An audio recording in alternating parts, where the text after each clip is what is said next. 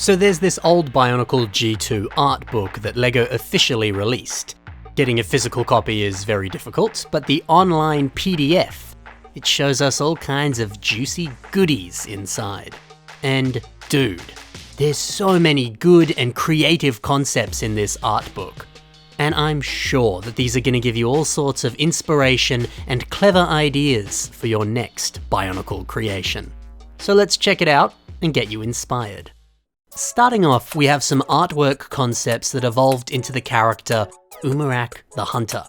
This guy. This first one here, it fascinates me. This character's wearing the Mask of Control, as the image states, but it's octopus inspired. Sort of like a Davy Jones style mask. That's a cool vibe. But I also like the idea that this mask is sentient. Yes, it can be worn by its user, but when you take the mask off, then it's actually a living, breathing creature that can think and behave on its own. That is sick. This feels like a revolutionary idea for Bionicle masks. I love it. And the rest of the body, it almost looks like a mountain that's been mutated.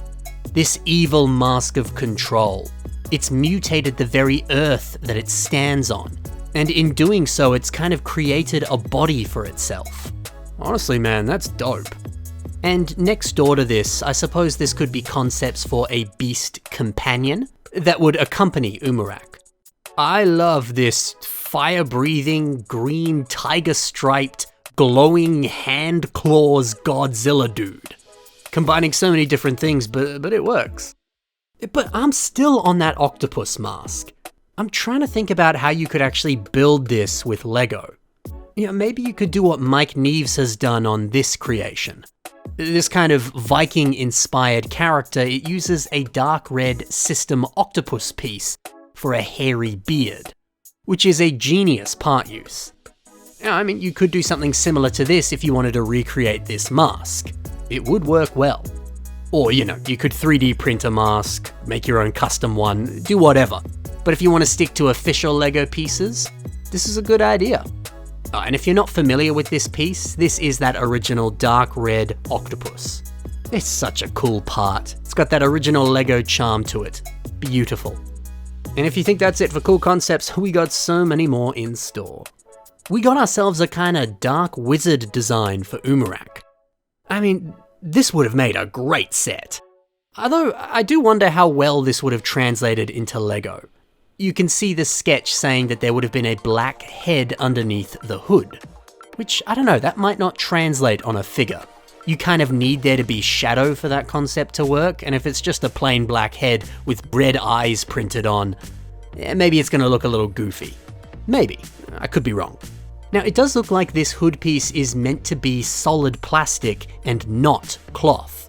Although, you know, you could replicate this design with official or non-official cloth pieces, and it would still look pretty cool. But hey, I would have bought a solid molded hood piece. Whether it's textured or not, as you can see in these images, that would have been cool. And I love this weapon. The image here says it's kind of like a dream catcher. And you know, I've seen someone build something very similar to this before with actual LEGO bricks. Dylan Meaves creates something very similar using a lot of official LEGO string. Rope and string pieces, they are underrated parts. I mean, they're basically the only thing you could use to recreate this. No other piece could pull this off. Yeah, the fact that you can wrap string around every piece, get it in all sorts of different shapes, lengths, and sizes, it's a pretty versatile thing. Go and pick some up if you don't have some in your collection. You can use it to build cool weapons like this. And we can also see some Chima minifigure wings used as feathers at the bottom of the weapon. I love it. I also love this dude in the middle of this image. They've got chains for hair. So rock and roll. And then check out the weapon. A Zamasphere with a chain on it that's connected to another Zamasphere. Wow. Yeah, I wish they made this as an actual piece. It probably would have worked really well with existing Zamasphere shooting weapons. Would have been a fun twist on that concept. And then in the corner here, we've got a different take on a cloaked figure. I think the darker color scheme kind of fits this concept a little bit better. And those claws coming out of the arm? Heck yeah. Yeah, looking at all of these, you can totally see all the similarities to the final set, but they're still fairly different. However, when we move over to this next image, you can really see the similarities. This concept still plays with cloth, giving them a fur pelt around their neck and a big old tattered cape. I would have loved for these to have actually been in the final set. Those types of cloth pieces and in those colors, they'd be so helpful for mocking. And yo, look at this crossbow.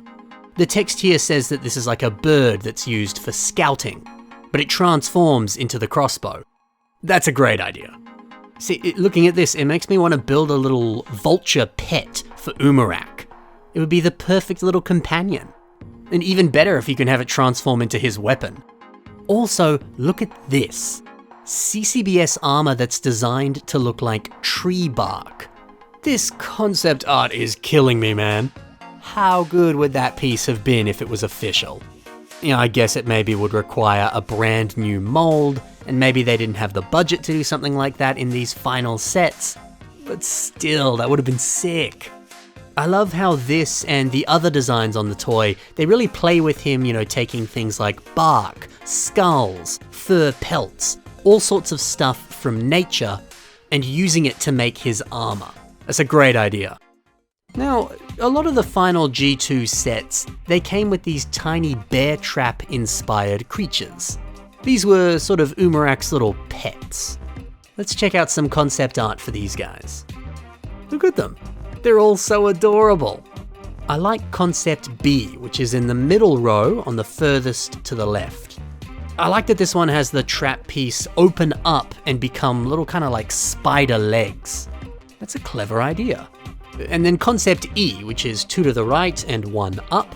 This one does the same thing to some degree. You know, you can see how it would actually open up and close. I like that. Little transformation there, it's fun. Concept L, which is at the very end, it's got a tongue. And then it's written here, it says pull.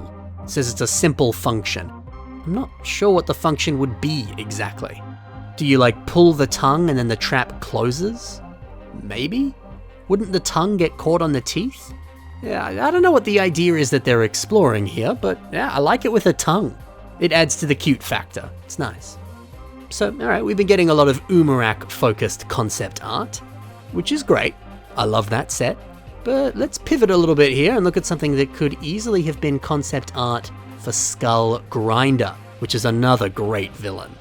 Here we can see that they have a totally different body shape and a slightly different name.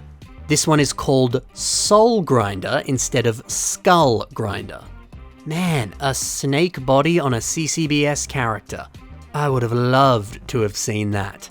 Yeah, I mean, stuff like the kind of cloth element that forms the Cobra's silhouette, or I don't know, a kind of headdress, or even things like some of the armor on the chest and the tail. Those would have translated into some awesome official pieces. It seems like this would require a bunch of new molds to make. And I don't know, maybe the way that it would be built, it wouldn't really be able to support its own weight. Or at least not in a way that you would expect from a Lego set. You know, it's got to be robust so that you can play with it and display it. Maybe this concept was a little bit too fragile.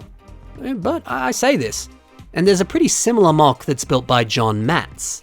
The way that this snake body is made is mostly just using basic CCBS bones and armor pieces, and that forms the tail. Now sure, you need a few more structural supports as you get closer to the head, but Lego could have done something pretty similar to this and it wouldn't have required too many new pieces. This is a cool concept. It would have been nice to see them explore something like this. We need more snake dudes, man. Both as sets and as mocks. Alright, now let's finish off with some concept art for some of the G2 masks. We start off with some art for Onawa Uniter's mask. I like all of these purple lines that are on all of the edges of the mask. It would have been awesome if we saw something like this on the final product. You know, instead of all of the silver up the top. But yeah, it probably would have been a nightmare to print that level of detail onto so many different angles of this face. I'm sure some of this concept art would have been great in theory, but budget-wise, it just wasn't possible. We have this image here, and the look of this mask, it's very similar to how Kopaka and Tahu look in their final forms. But the art book here, it has this interesting piece of text. It says the following, quote, "For the mask design, we pursued the original design language, but tweaking it slightly to make it more up-to-date. In an attempt to fuse the characters with even more energy and action, we took inspiration from many different sources. For example, extreme sports and racing." End quote. Extreme sports and racing was their inspiration? I mean, I guess so. I don't know, I don't really see that in these designs. It looks more like crystals and geodes were their inspiration. Maybe when they say sports and racing, they're thinking of a more streamlined and energetic look, which I guess these do have. And then we've got more images here of all sorts of different Toa masks in different stages of the design process. And these look so gritty and hard edge. Kinda looks like artwork that you would see for a horror movie. I kinda love it. Man, G2, it had some incredibly good ideas. And this concept art, it is just mind-blowing. Hopefully taking a look at this, it's inspired you, and it's given you some food for thought for your next Bionicle mock. Now, if you want to look at this art book in a little bit more detail, I'll have a link to the PDF in the description below. And I'll have links to all of the mocks that I spoke about in today's episode there as well. Go and check them out. But that's all for today. Thank you for watching, happy building, and bye for now.